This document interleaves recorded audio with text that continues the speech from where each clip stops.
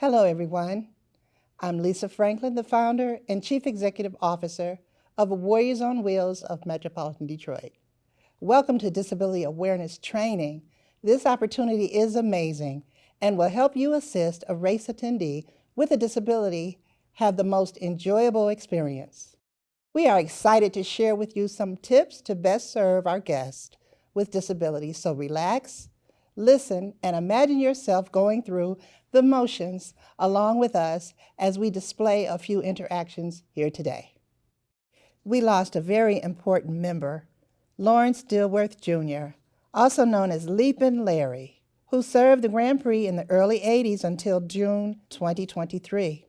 He was an avid car enthusiast who attended every car show and had a hobby of collecting die-cast cars.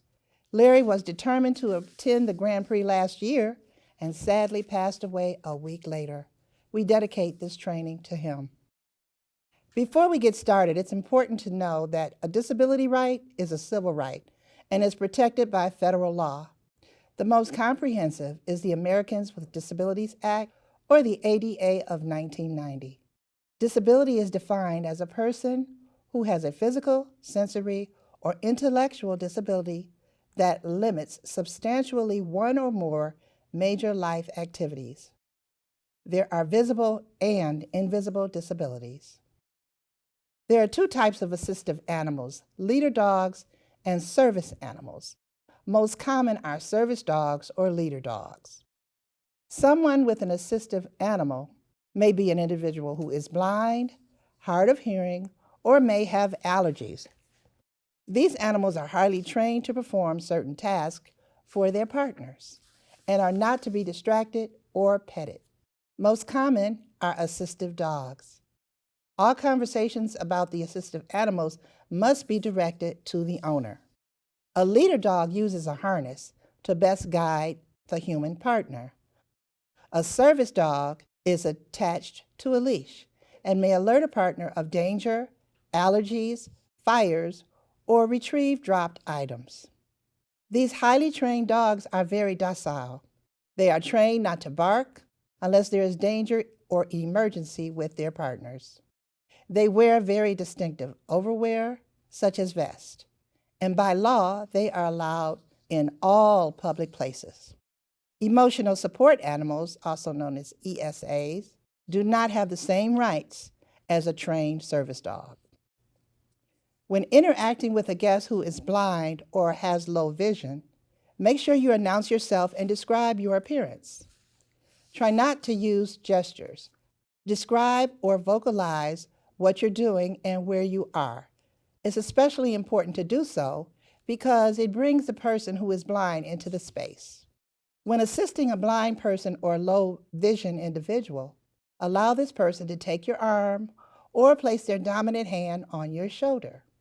Make sure that you give verbal direction and describe the grandstand and the general area. Upon seating, place the person's hand on the seat. That helps them to realize where they are and it's time to sit. Make sure you alert them that you are leaving, because it's no fun talking to yourself. When encountering a guest who is deaf or hard of hearing, take note if they have an interpreter or an assistive device. Gain their attention and remember to always direct the conversation to the person who is deaf and not the interpreter. Stand directly in front in a face-to-face posture so that your lips may be read. Always gain their attention before you begin talking by tapping their arm or raising your finger. There is always a way to communicate, even if you have to write it down. Individuals who have physical disabilities, such as gait walk, or who may use a wheelchair, walker, cane, or other assistive devices, the best way to interact is to simply ask, "What can I do for you?" or "How can I assist you?" instead of "Can I help you?" A wheelchair is an extension of our bodies, so never lean on these devices. When holding a conversation, try to get eye level. The wheelchair user may not be able to turn their heads or look up to you, so make sure the experience is comfortable for the guest as possible. These are various mobility devices, and we're going to talk about how to secure them when transporting on the golf carts. The passenger's chair must be secured with all 4 securement straps, and they must wear their seatbelt. A break in the pavement can cause the passenger to fall off the cart. If the passenger is using a seated walker, for safety reasons, it would be best to transfer to the cart, fold the walker, and store it away. In this slide, we'll talk about words, because words matter. We'll show you some awesome words and also talk about outdated and offensive words. The first one is handicapped. Instead of handicapped, we'll use disabled. Let me tell you a story about handicap. In the early 1800s, people with disabilities were shunned from the community and institutionalized. In a lot of cases, they were euthanized. Many who weren't, and may have been born with no limbs and unable to work for a living, were on the streets as beggars. So they would use the cap to passers-by to give them money, the term hand to cap. Handicap was born and today is an offensive, negative connotation that symbolizes inferiority. Let's take a look at ableism. We live in a world with lots of isms, and this is one that many may not even realize exists. Ableism refers to a bias, discrimination against people with disabilities, as if people with disabilities are less than. Most able-bodied people don't even realize they exhibit this posture. And here are some examples of ableism. Some of our regular day-to-day conversations could very well be categorized as ableistic, like, "You don't look disabled. What's wrong with you? You drive?" And so this next video, it's a TEDx video, should give you a deeper understanding of ableism and why we need to be aware.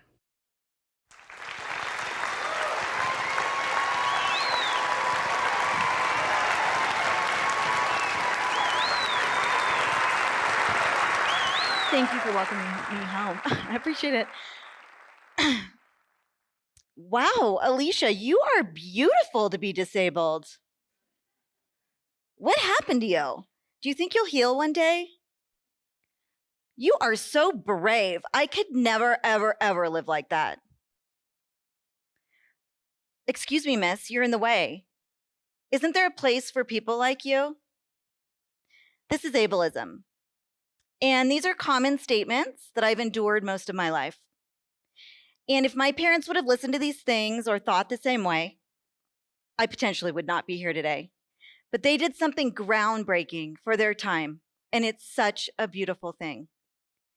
My journey on inclusion started literally when the cell split into 2, and I was born with my beautiful identical twin sister, Regina. And though we have many of the same identical twin characteristics that you would expect, same eyes, same hair, same complexion, same smiles, we even had the same want and will to live and be a part of this life. But there was one significant difference. She would be able to walk, and I'll never know how that feels. I was born with sacroiligenesis, which is basically underdevelopment of my spinal cord at the sacrum, sprinkled with a good amount of internal issues. This has led me to live this life from my beautiful wheelchair. I was born in 1975, which dates me, but it was an amazing time to be born because this was a time in our society where we were wanting to include people with disabilities. And my dad, as a young child, would remind me often, "Alicia, you have no idea how lucky you are to have been born exactly when you were." And it's taken me most of my life to really understand what that means. Powerful timing to literally be born in the right place at the right time. This a decade after the civil rights movement, a time where our solidarity came together more than ever, a time where we as a society wanted to aim to treat people fairly and equally. This was fueled by a society that wanted to make love and not war, and it opened the door to the theory of inclusion, which included people with disabilities too. And back in the 70s when I was born, with major medical challenges like I had that were thought by doctors to be impossible to overcome, or if I was lucky enough to overcome, would present a lifetime of immense challenges, not worth living. This was a time in our society where we still wanted to hide away what was considered inferior. And in this case, that was me. And my parents were young, 23. They didn't know what to do. They followed doctors' recommendations and they put me in a hospital, a long-term care facility where I was not expected to make it. Days, weeks, months went by, countless surgeries, tons of close calls, and I checked off every one of those boxes and survived. But the fact of the matter is I could have lived the rest of my life behind those walls, as so many like me have in our history's past. The hidden away, the forgotten ones. But my parents knew in those very moments that the decisions that were being made for me on my behalf that would dictate my life path were being led by so many unknowns and so many assumptions about how terrible a life like this would surely be. She's abnormal. She's deformed. She will never sit up. She will never function in our society. She will require major medical intervention her entire life to sustain life. She will never function like other women. Her life is not worth living. And in those moments, they did something amazing. They did something courageous. They did something that changed my life forever. One word.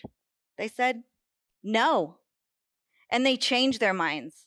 And they forged a new path, a path less traveled towards inclusion.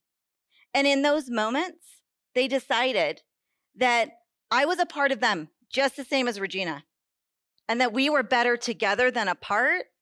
And ultimately, I got to go home too. But that's when the journey began. Medically, physically, environmentally, socially, emotionally, to figure this thing out called inclusion as a family way before it was something to aim for in our society. And there was hard times, a lot of them. But you know what else? There was amazingly cool times, really good times. I had been accepted into the experiment of life, the experiment of inclusion. I would be the first generation of children to face the raw elements of inclusion and integration, and there was so many no ways, absolutely nots. Instead of absolutely yeses, let's try to adapt and give her a chance to try. So as a child growing up, as a young woman in school, as a college level student, as a woman entering the workforce, and on and on and on, when these ideas were first introduced to inclusion, they were also somewhat of an experiment on inclusion alongside me. And in all of this, my parents had one goal, which was for me to have the same opportunities and experiences that Regina would. And in this, they instilled in me, Alicia, you can. Alicia, you will, and you should. And they gifted me the strategic tool of belief, the belief that anything is possible if I'm willing to try. And in that, I would be ready for all of the times in my life that I would face challenges on my own in a world that was not ready to believe in me over somebody else. And over time, I know people are watching me. They're absorbing, they're learning to believe. And I need to make my actions count. My actions will widen the doors of opportunity for those that follow me. Ableism. What in the heck is this word? Who knows? I didn't know what it was. Who's tempted to do a quick Google search? I had no clue. Ableism was created in the 60s and 70s during the disability rights movement. It's a term where we basically, when we favor one over somebody with a disability, it's when we look at somebody with a disability as if they need to be fixed to be whole. Or we look at somebody with a disability and define them solely by their disability, and we miss the person altogether. It's not recognized commonly in our society. because it's so ingrained in what we think about disability. And so we don't even know it's there. I didn't even know it was there. And then once I knew what it was, I was like, no way. I'm not associating myself to that word. Absolutely not. I put in way too much work. Something that's going to devalue and underestimate my abilities in life, in love, in education, professionally, socially, environmentally, structurally, and on and on and on. But it's there. It's the way we perceive somebody living a life like mine versus a life like yours. It's the no ways, absolutely not, she can't, definitely exclude, don't adapt, do not invite, do not befriend, do not love, do not hire.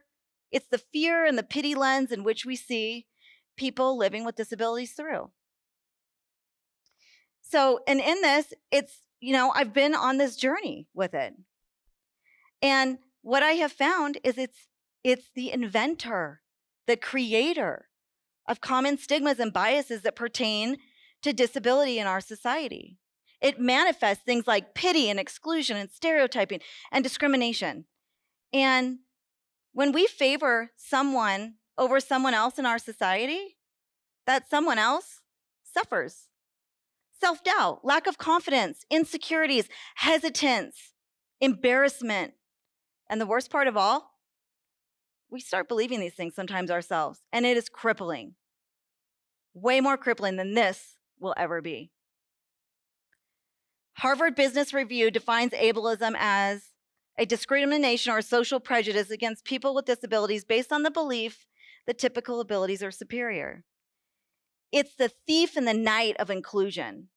It's the blockade to our collective pathway straight to inclusion for everyone. So I'm here today to share with you through my perspective what this word is and let you know that it's out there, because how do we fix what we don't know or see? And so through my perspectives, I'm here to share that. And we need to shift our perspectives to start believing impossible for everyone. And the only way we do this is we disable ableism. We flip that switch off. We disable it in our thinking. We disable it in our actions. We disable it in our beliefs. This is the modern pathway to inclusion. The first time that I can clearly remember taking my first unsolicited spin with ableism, I was in the 4th grade. And when this story happened, it's safe to presume most of the people that were involved in it, probably all of them, had no idea even what the word was. I attended an elementary school where all of the children with disabilities were segregated into a separate classroom. And my mother stayed true to her belief and her mission to have me experience everything that Regina would in life. And so she fought for me to be integrated in regular classrooms. I was the only student with a disability at this school, integrated. It was a big deal back then. And so I was out at recess one day, playing and minding my own business. And this particular little boy would chase me around the playground, and he would call me Gorilla Arms. And I don't know how you process shame at that young of an age, but what I will tell you is it was one of the most embarrassing moments of my entire life. And I share with you now this story to see it through the lens of the adults. For when they caught wind of this, they immediately took action. And the next day, this little boy's punishment was to ride around in a wheelchair for one whole day, so he could feel what it would be like to be me. There he was at recess, struggling in his wheelchair. There he was in class, struggling in that wheelchair. There he was at lunch, struggling in the wheelchair. Monumentally more embarrassing than the term Gorilla Arms could have ever been. For me, and I'm sure for him as well. And what I realized much later in life is the adults were innocently trying to teach this little boy compassion of someone else, so he would know how it would feel to put his shoes in my wheels, in hopes that he would never, ever make fun of somebody with a disability again.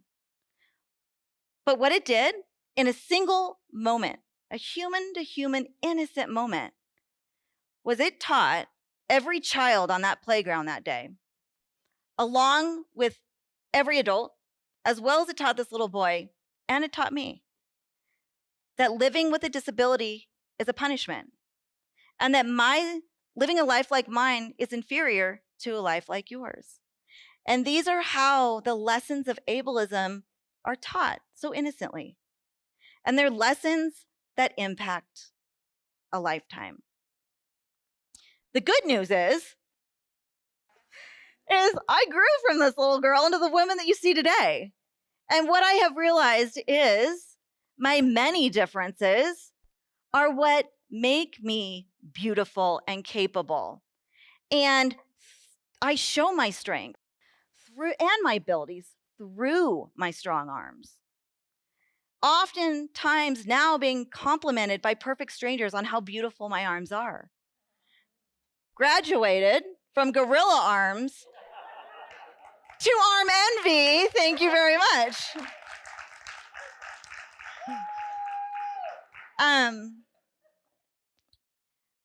But the deal is here, we need to shift perspectives, and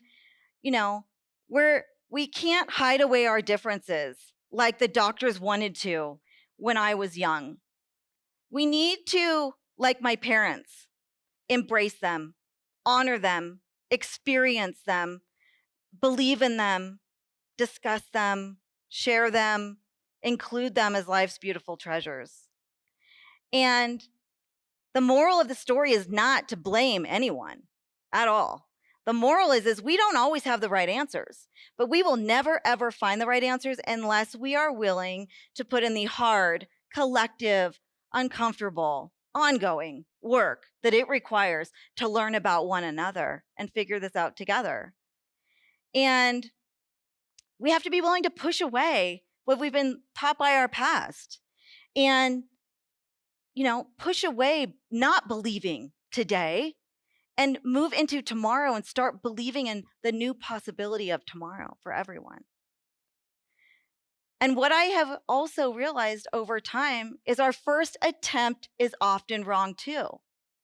But the more we try and the more we experience and the more we discuss together, the more we get it right together. This is inclusion. And the only way we get there is we disable ableism. We flip that switch off and we turn on believing in possible for all of us. This is our modern pathway to inclusion. So today, I'm here to give you a gift that my parents gave to me, I would love to gift to you. Together, we absolutely can. Together, we absolutely should. And together, we absolutely will. If we are willing to try together, we are stronger together than apart. Our differences are life's beautiful treasures. They are our strengths. They are core to what make us uniquely able. Thank you.